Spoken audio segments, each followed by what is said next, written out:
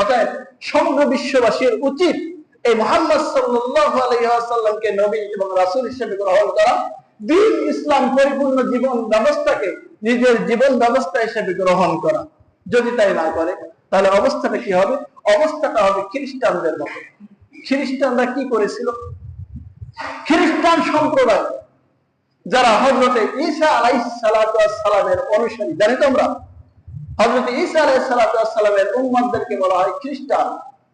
এই হযরতে ঈসা আলাইহিস সালাতু ওয়াস সালামকে আল্লাহ রাব্বুল আলামিন চতুর্থ আসমানে উঠিয়ে নিলেন। আমরা তো জানি না তিনি দুনিয়াতে মৃত্যুবরণ করেন নাই, আল্লাহ রাব্বুল আলামিন তাকে চতুর্থ আসমানে উঠিয়ে নিলেন।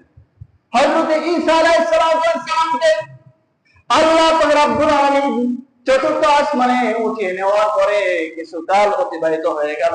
খ্রিস্টানরা হযরতে ঈসা আলাইহিস সালাতু ওয়াস সালামের আনিত বিধান পালন করা শুরু করলেন। কালের আবর্তনে, সময়ের পরিবর্তনে 300 বছর যখন অতিক্রম হয়ে গেল, কয়শো বছর?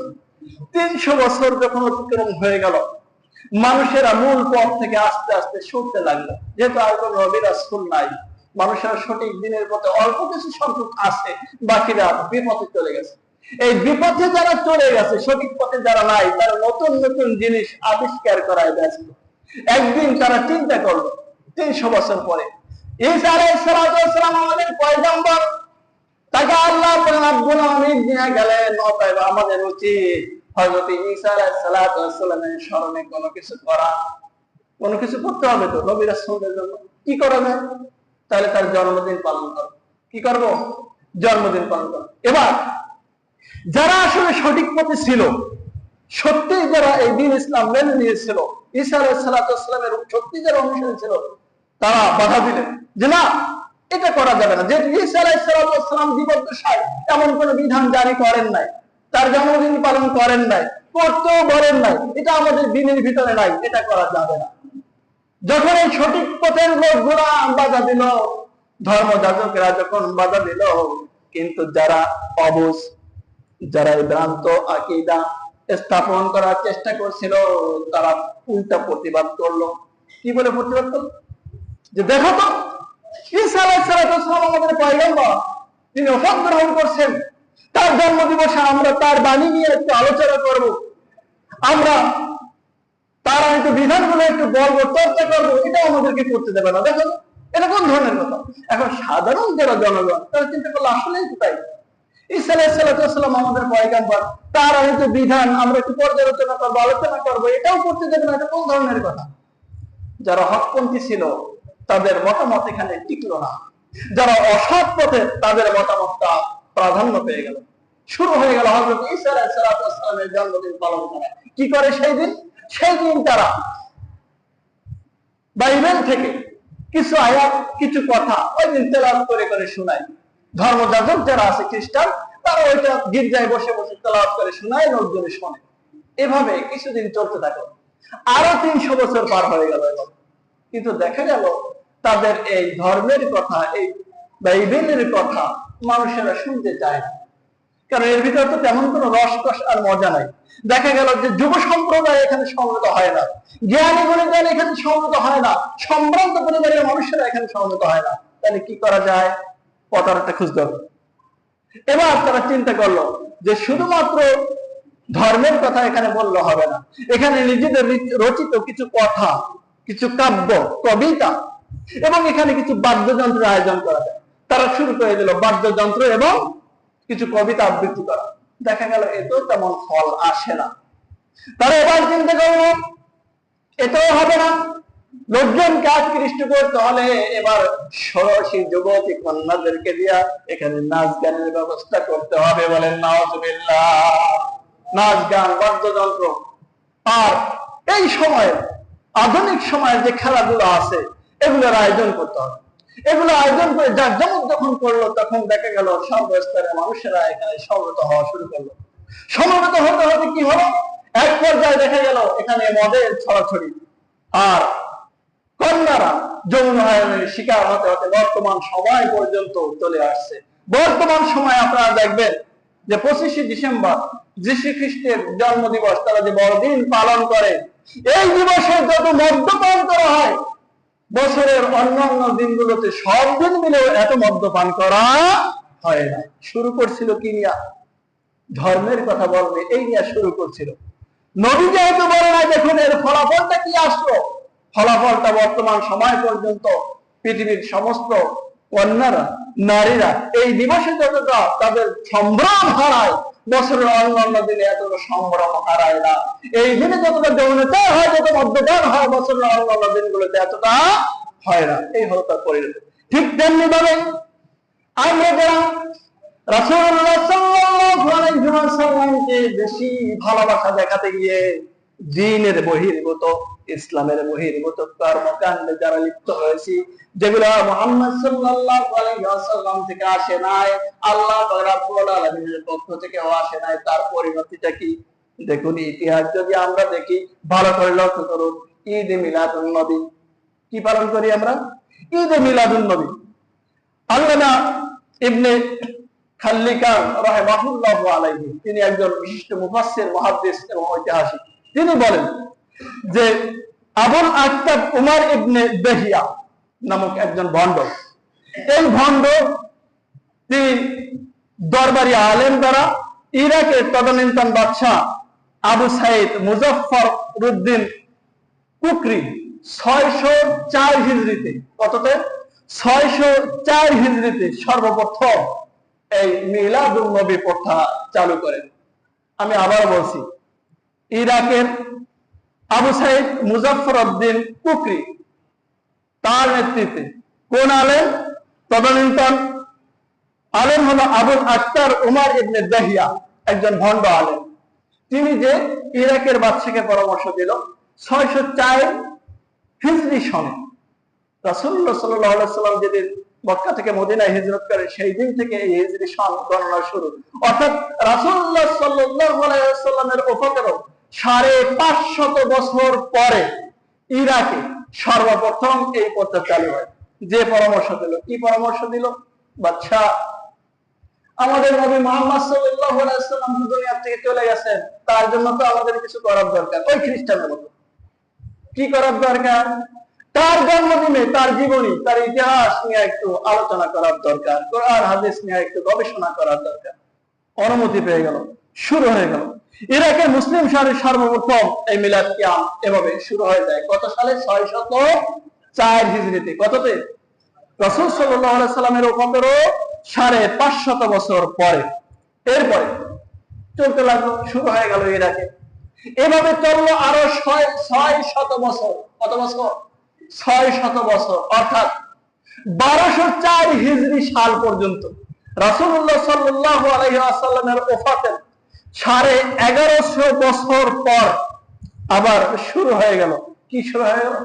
যখন এই উপমহাদেশে ইংরেজদের শাসন প্রতিষ্ঠা হলো। এই ইংরেজদের শাসন প্রতিষ্ঠার সময় লাহোরের হাজী এনায়েতুল্লাহ এবং মৌলভী মজিদ সাহেবের নেতৃত্বে শুরু হয় জাসনে জুলুস। কি শুরু হয়? জাসনে জুলুস ও ঈদ এ মিলাদুন নবী। শুধুমাত্র তারা মিলাদুন নবী পালন করে ক্ষান্ত হয় না, যুগের আবর্তনে তারা এটাকে ঈদ বানাইছে, যে রাসূল সাল্লাল্লাহু আলাইহি ওয়াসাল্লামের জন্ম, এই দিনে আমরা খুশি আনন্দিত হব। এই দিনে তারা আনন্দিত শুরু করে দিল। এরপরে 1200 বছর পরে এসে চিন্তা করলো যে না, এতে তো লোকজন তেমন একটা আসে না, শুধুমাত্র এতে তো হয় না, তাহলে কি করতে হবে? আমাদেরকে মিছিল করতে হবে, মিটিং করতে হবে, ব্যানার করতে হবে, আমাদেরকে বড় বড় পতাকা টাঙাতে হবে, এখানে ঢোল তবলা বাজাতে হবে, এখানে লাল সাজুয়া গালিচা বিছাতে হবে, বড় বড় ব্যক্তি থাকবে, ডান্স শব্দ উঠাতে হবে, বিশাল বড় একটা আয়োজন, জাসনে জুলুস করতে হবে। এই 1204 হিজরিতে রাসূলুল্লাহ সাল্লাল্লাহু আলাইহি ওয়াসাল্লামের ওফাতেরও 1150 বছর পরে এই উপমহাদেশে শুরু হয়ে যায় এই জাসনে জুলুস। এটা করে বর্তমান সময় আমাদের অবস্থাটা কি হয়েছে? আমাদের অবস্থাটা এই হয়েছে, 2-4 জন আলেম ওলামা যারা আছেন, যারা এর বিরোধিতা করেন, তারা এখানে ঠাঁই পায় না। ঠিক খ্রিস্টানদের মতোই সাধারণ জনগণ আবেগপ্রবণ হয়ে এতে শরীক হয়ে যায়। শরীক হয়ে কি করে? লাল সালুতে তারা টাকা পয়সা দেয়, এখানে সিজদা করে, এখানে নাচ গান করে, এখানে তবলা বাদ্য যন্ত্র বাজানো হয়, এখানে এটা নিয়ে তারা মত্ত থাকে। অথচ দেখা যায় ফজরের সময় মসজিদের কাতার শূন্য। ঠিক না? এটাই বাস্তবতা। সময় তো ভাইয়ের আমার। এরপরে ইরাক থেকে এটা বাংলাদেশে এসেছে জশ্নে জুলুস 1974 সালে। কত সালে? এর আগে কিন্তু বাংলাদেশেও ছিল না, এশিয়া উপমহাদেশে ছিল। 1974 সালে পাকিস্তানের সিরকোট দরবারের ভণ্ডপীর তাইয়েব শাহ, এই তাইয়েব শাহের নির্দেশে আঞ্জুমানে রহমানিয়া আহমদিয়া সুন্নিয়া ট্রাস্টের উদ্যোগে বাংলাদেশে সর্বপ্রথম, এটা 1974 সালে স্বাধীনতার পরে এই বাংলাদেশেও আগমন করে। বাংলাদেশের মানুষেরা ধর্ম করার মুসলমান, এরা ধর্মের কথা যেটাই শুনে সেটাই বিশ্বাস করে, যেহেতু কোরআন হাদিসের গভীরের জ্ঞানটা খুব কম থাকার কারণে তারা এর পরিবর্তে বেশি মুক্তারা হয়, যার কারণে এই বর্তমান সময়ের মানুষেরা এগুলো পালন করে। অথচ রাসূলুল্লাহ সাল্লাল্লাহু আলাইহি ওয়াসাল্লামকে আমরা যে ভালোবাসা দেখাই, সাহাবায়ে কেরাম রাদিয়াল্লাহু তাআলা আনহুম তারা যে ভালোবাসা দেখিয়েছেন, সমগ্র পৃথিবীর মানুষেরা বর্তমান সময়ে সমগ্র পৃথিবীর মুসলমানেরা, আলেম ওলামা, পীর দরবেশ, বুজুর্গ মাসায় সবাই একত্রিত হয়ে যদি ভালোবাসা দেখায়, একজন সাহাবীর পায়ের জুতার ধুলার সমান ভালোবাসা দেখাতে পারবে না। পারবে না। সাহাবায়ে কেরাম রাদিয়াল্লাহু তাআলা আনহুম তারা জেনে শুনে দিনের আলোতে রাসূলুল্লাহ সাল্লাল্লাহু আলাইহি ওয়াসাল্লামের নিজের গর্দান, নিজের মস্তক মুবারক উপহার দিয়েছেন, শাহাদাত বরণ করেছেন। তারা জানতেন আল্লাহ রাসূল সাল্লাল্লাহু আলাইহি ওয়াসাল্লাম যুদ্ধের জন্য 3 জন সেনাপতির নাম ঘোষণা করেছেন। অতএব 1 নম্বর যাকে ঘোষণা করেছেন, 2 নম্বর যাকে ঘোষণা করেছেন, সে আর কখনোই ফিরে আসবে না। তারপরেও তারা পিছপা হয় নাই, তারা সামনে নেতৃত্ব দিয়ে শাহাদাত বরণ করেছেন। তারা জানতেন যে আমরা শাহাদাত বরণ করব। সম্মানিত ভাইয়েরা আমার, এত ভালোবাসা যে সাহাবায়ে কেরাম দেখিয়েছেন, আল্লাহ রাসূল সাল্লাল্লাহু আলাইহি ওয়াসাল্লামের ওফাতের সময় যখন তিনি দুনিয়া থেকে বিদায় নিলেন, সাহাবায়ে কেরাম মানতে পারলেন না। হযরত ওমর রাদিয়াল্লাহু তাআলা আনহু, যার কথা আমরা শুনি, সেই ওমর রাদিয়াল্লাহু তাআলা আনহু এত কঠিন হৃদয়ের অধিকারী, তিনিও থমকে দাঁড়িয়ে গেলেন। তিনিও আল্লাহ রাসূল সাল্লাল্লাহু আলাইহি ওয়াসাল্লামের ওফাতকে মেনে নিতে পারলেন না। হযরত আব্দুল্লাহ ইবনে যায়েদ আবদে, তিনি আল্লাহ পাক রব্বুল আলামিনের কাছে দোয়া করলেন। তিনি হাল চাষ করতেছিলেন।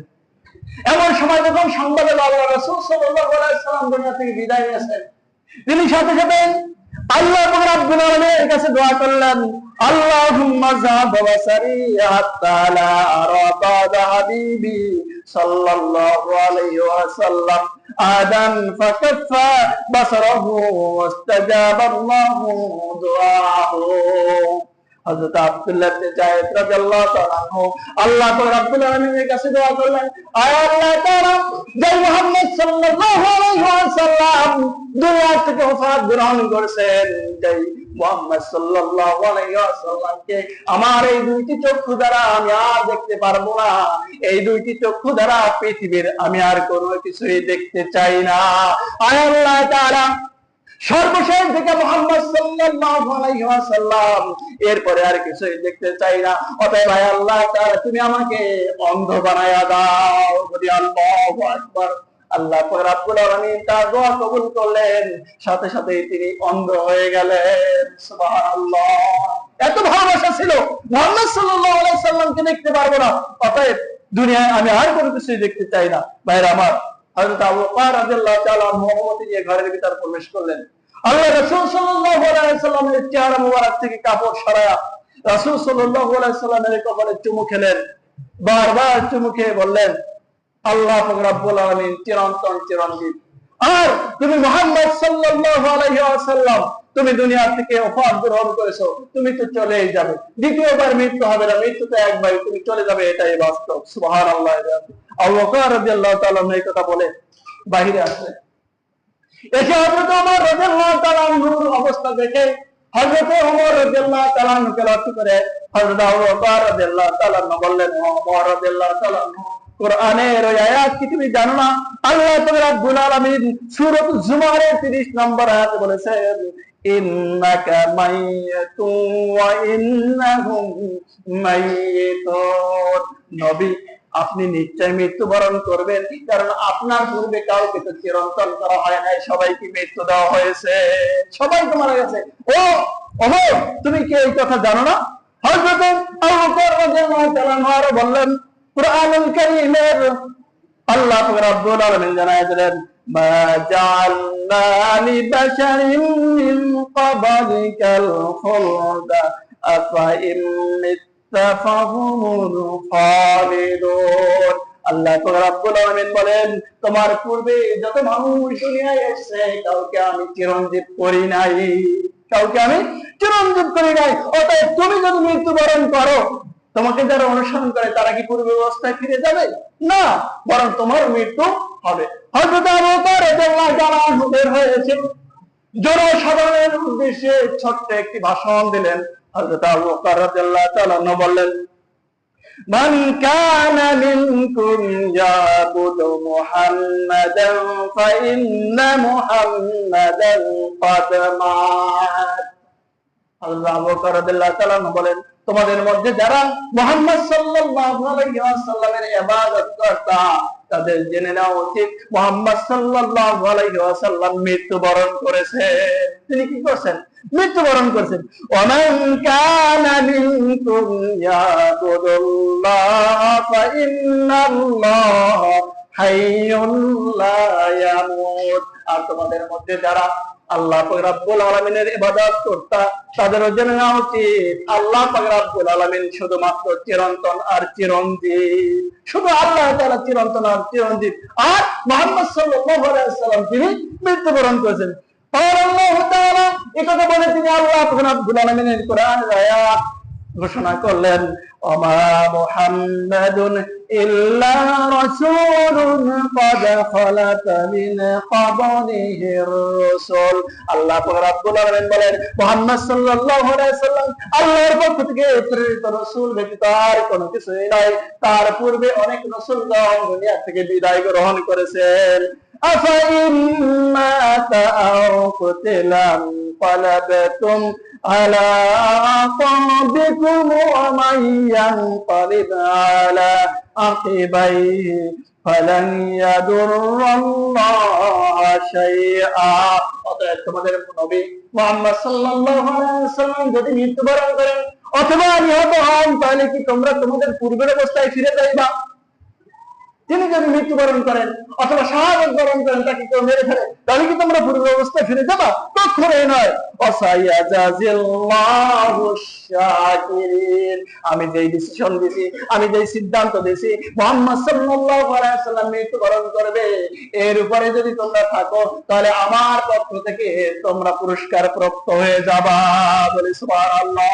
তাহলে সাহাবায়ে কেরাম রাদিয়াল্লাহু তাআলা কত ভালোবাসতেন, অথচ সেই সাহাবায়ে কেরাম রাদিয়াল্লাহু তাআলা তারা কখনোই আল্লাহ রাসূল সাল্লাল্লাহু আলাইহি ওয়াসাল্লামের জন্মদিন মৃত্যুদিন পালন করেন নাই, পালন করেন নাই। খারাপের মধ্যে ভালো অনেকে এখনো আমরা খুঁজতেছি যে হুজুর তারপরও যদি ওই দিন কোরআনের আয়াত একটু আলোচনা করি, যদি ওই দিন একটু হাদিসের কথা আলোচনা করি। এই আলোচনা করতে করতে তো খ্রিস্টানদের মতো আমাদের অবস্থা এখন ঠিক ওই একই হয়েছে। খ্রিস্টানরা যেমনি ভাবে শুরু করছিল আর এখন বর্তমান পর্যায়ে আছে, আমাদেরও ঠিক এই একই কথা বলে খারাপের মধ্যে থেকে একটু ভালো খুঁজেছিলাম যে কোরআন হাদিসের একটু আলোচনা করবো, আর কিছুই না। তার থেকে আমরা মিলাদুন নবী, সেখান থেকে ঈদে মিলাদুন নবী, সেখান থেকে জশ্নে জুলুসের ঈদে মিলাদুন নবী আমরা শুরু করে দিচ্ছি। আরো কত কি করবো সম্মানিত ভাইরা।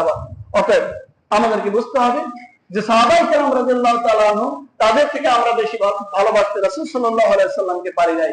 তাদের যে আদর্শ, সেই আদর্শ আমাদেরকে গ্রহণ করতে হবে। 600 বছর পরে যেটা আবিষ্কার হয়েছে, উপমহাদেশে যেটা 1200 বছর পরে এসেছে, সেটা কখনো এই দিনের কাজ হতে পারে না। আল্লাহ পাক রব্বুল আলামিন স্পষ্ট জানায় দিয়েছেন, আমি দিনকে পরিপূর্ণ করে দিলাম, নিয়ামতকে পরিপূর্ণ করে দিলাম, এর বাইরে আর কোনো কিছুই নাই। অতএব আমাদের করণীয়টা কি? সর্বশেষ ফয়সালাটা কি?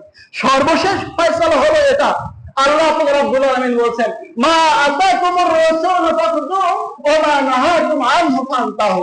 যেটা আল্লাহর রাসূলের পক্ষ থেকে তোমরা পেয়েছো শুধু এতটুকু পালন করবা, আর এর বাইরে যা আছে সব পরিত্যাজ্য, সব পরিত্যাজ্য, সবকিছু বাদ দিয়ে দেবা।